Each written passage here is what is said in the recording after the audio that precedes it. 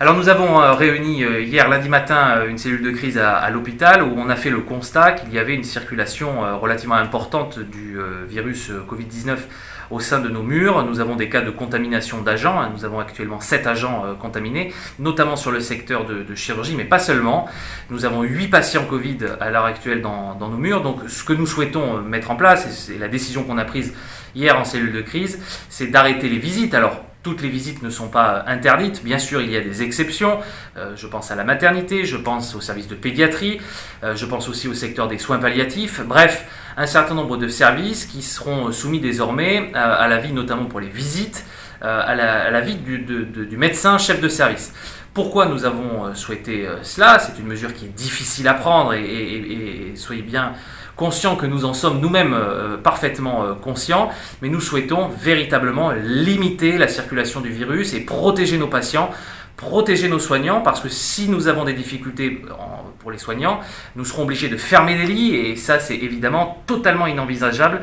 En tout cas, c'est ma ligne rouge, notre ligne de conduite, c'est véritablement de limiter la circulation du virus dans nos murs.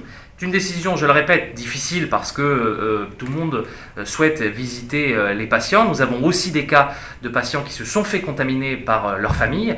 Donc voilà, l'idée c'est véritablement d'essayer de faire en sorte de limiter cette circulation dans nos murs.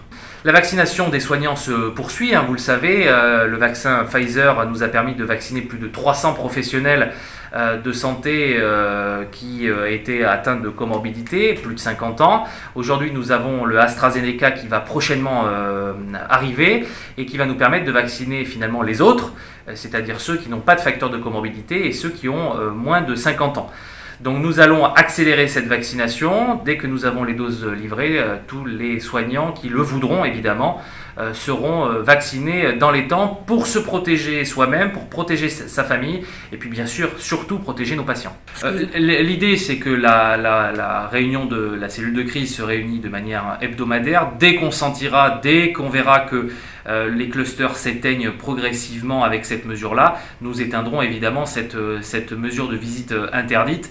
Nous verrons ça lundi prochain. S'il y a toujours une circulation forte, nous la maintiendrons et évidemment l'idée c'est de rétablir les visites le plus vite possible. Pour l'instant, nous nous donnons 10 jours devant nous pour savoir un petit peu quelle est la situation exacte dans nos murs.